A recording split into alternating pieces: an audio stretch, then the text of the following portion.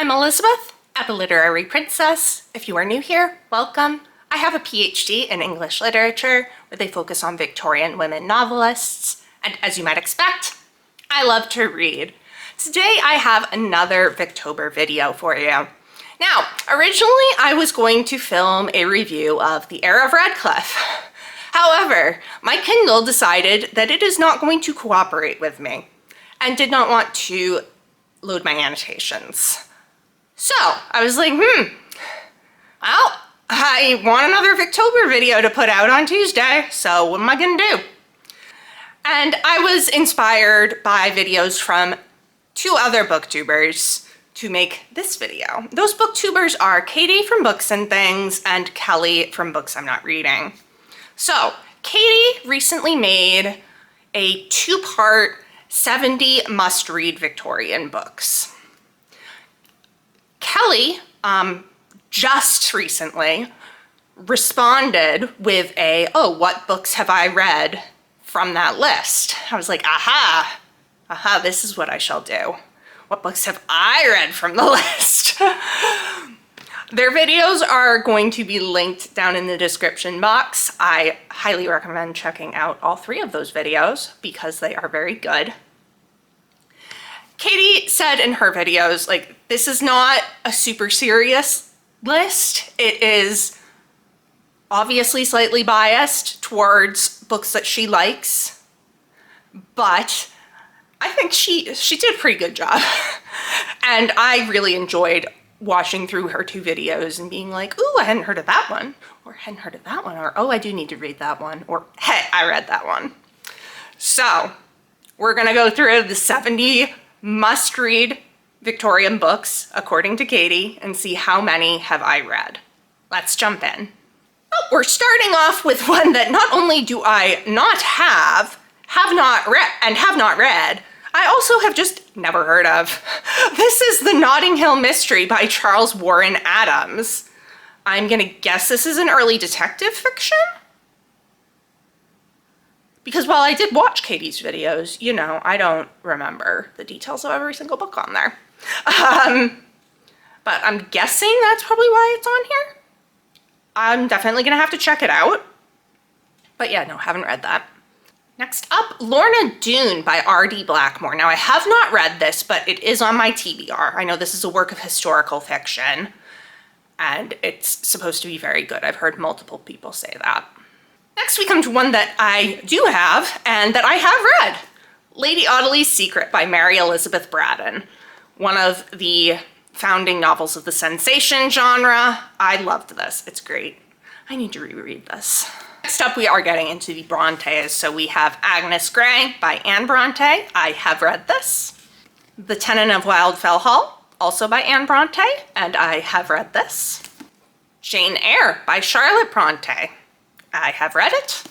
Shirley by Charlotte Bronte. I have read it. I do need to reread it. Villette by Charlotte Bronte. Another one that I have read, but I do need to reread, especially now that I have an edition with notes for all that French, because I did not like that the first time when I had no notes. So, and then of course, Wuthering Heights by Emily Bronte, my absolute favorite that I have read like 1,000 times.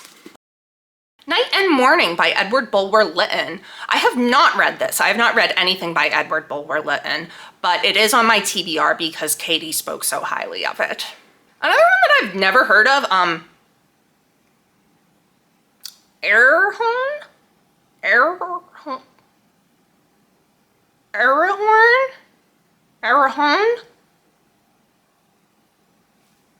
by Samuel Butler. I know nothing about this. I don't even know how to pronounce that. Yeah, no. Alice's Adventures in Wonderland by Lewis Carroll. Yes, I just read this only a few years ago for the first time. I had a complicated relationship with Alice in Wonderland, the movie, as a child, so yeah. But yes, I have read this. I do need to read Through the Looking Glass still. The Woman in White by Wilkie Collins, another founding book of the sensation genre. I have read this. It is one of my favorites. Armadale by Wilkie Collins. I have not read this. It is on my TBR and I will hopefully get to it eventually. The Moonstone by Wilkie Collins. I love this book. Yes, I've read it. It's fantastic. Gabriel Batter Edge, one of my favorite Victorian characters. And one more by Wilkie Collins, Man and Wife. I have not read this. It is on my TBR for next year. A Study in Scarlet by Arthur Conan Doyle, the first Sherlock Holmes book. Yes, I have read this and I love it, even though we get weirdly transported over to Utah to hang out with Mormons for half of the book. Heart of Darkness by Joseph Conrad. I have read this multiple times. Don't really like it. Realized when I went looking for it for this video that I had misshelved it and it was after the Dickens books. And I was like, no, you don't go there. Why are you there? I can alphabetize things. Olive by Dinah Mullet-Craik. I have read this. I need to get my hands on the Victoria's Archives edition of this because I love those editions and I did enjoy this book. I read it on ebook and I do want a physical copy that is not a print-on-demand copy, which is what I used to have. John Halifax Gentleman, also by Dinah Mullet-Craik. I have not read this, but it is on my TBR.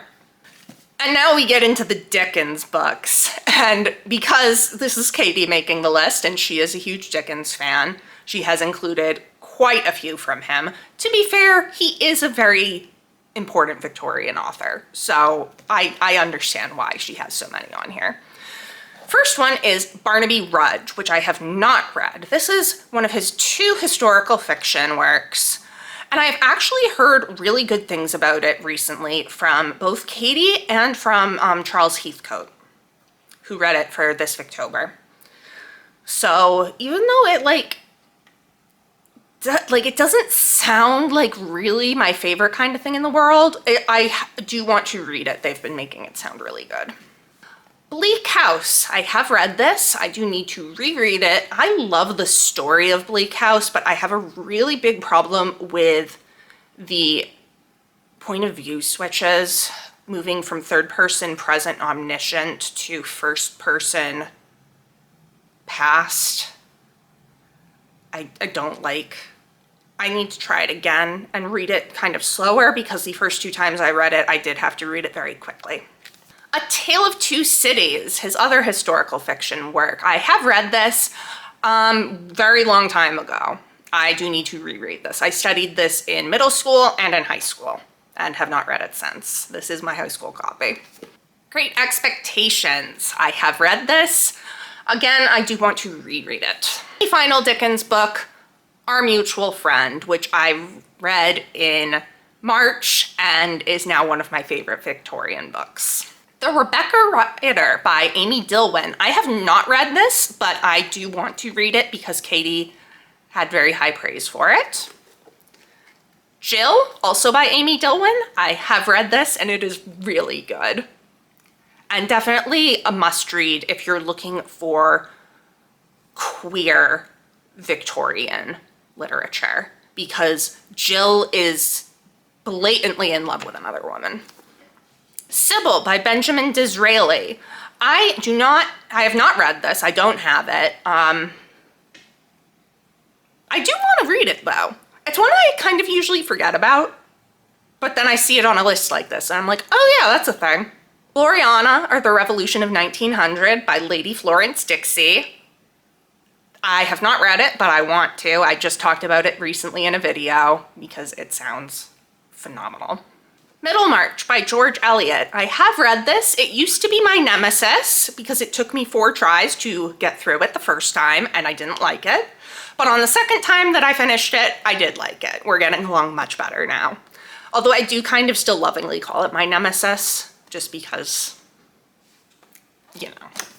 Also by George Eliot, Daniel Deronda. This is my favorite book by her. Yes, I have read it. Now we have several by Elizabeth Gaskell. First up is Cranford, which I have not read. However, I will be reading it next year. Then Ruth. I have read this and I do need to reread it and I will be rereading it next year. We'll talk about that at the end of the Gaskell section, I suppose. North and South, I have read it. It is one of my favorite Victorian books, and I will be reading it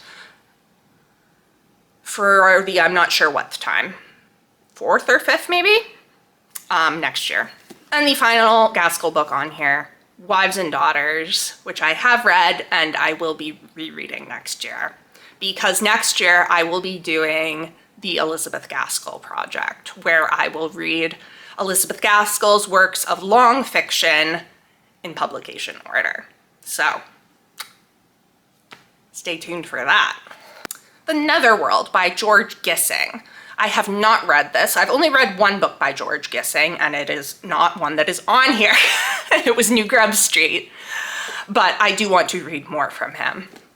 And also by Gissing is The Odd Women, which I do want to read. Obviously, I have a physical copy. It's a New Woman book, and I'm really interested to read it. The Beth Book by Sarah Grand. I have read this, and I'm so excited to see it on here because I love it, and it needs so much more attention than it gets. It's a New Woman novel, and it's great. Next, we have a few from Thomas Hardy, starting with Far from the Madding Crowd, which I did read last year. Last year, I think. That sounds right. Yes, last year. I don't know anymore. I'm pretty sure last year, and liked quite a lot. The Woodlanders, also one I have read and loved. Probably my second favorite Hardy book. And then of course this has to be on any must-read Victorian list. Tess of the D'Urbervilles, which I have read twice and cried at both times. After London, or Wild England by Richard Jefferies. I have not read this, and it is not one I had heard of, but definitely one that I will need to check out. Three Men in a Boat by Jerome K. Jerome. I have not read this, but I do want to, largely because of the subtitle, which is To Say Nothing of the Dog. And I want to read about the dog. I know this is comedy, and apparently it is quite funny. But I'm mostly interested in the dog, I'm not gonna lie. The Half Sisters by Geraldine Jewsbury. I have not read this, but I am hoping to read it next year. Him by Rudyard Kipling, which I have read. Uncle Silas by J. Sheridan LeFanu. I have not read this, but I really want to. I've heard that it's so great. Also by J. Sheridan LeFanu, Carmilla, which is a vampire story that predates Dracula. I have not read this, and I really need to, because again, for queer Victorian literature, it's got lesbian vibes, apparently, and I want to read it. The Romance of a Shop by Amy Levy. I have read this. It's really good. I'm so glad to see it on here. Also by Amy Levy, Reuben Sachs. I have not read this, but I do want to, especially because it is in conversation with Daniel Deronda. The Beetle by Richard Marsh. I have not read this, but it is one that Katie highly recommends, and I do want to check it out. Deerbrook by Harriet Martineau. Another one of my favorites, so yes, I have read it. I read it for Victober last year and just adored it. The Egoist by George Meredith. I have not read it, but I do want to. I have heard from Katie that it is kind of difficult, but I want a challenge. I don't know when I'm gonna get to it though, because I don't have a copy, and you know, when I don't have a copy, I tend to not get to it very quickly. A Drama in Muslin by George Moore. I know I've heard of this before, but I know nothing about it. I've not read it. Also by George Moore is Esther Waters. I have not read this, but I do want to. News from Nowhere by William Morris, who was an author in addition to making great wallpaper prints. I have not read this, but I am curious to check out his writing. Hester by Margaret Oliphant. I have read this. I actually just finished rereading it a little while ago, like 2 hours ago, and I love it. Margaret Oliphant is my favorite Victorian writer. One of my favorite authors, period, but definitely my favorite Victorian writer, and this is so good.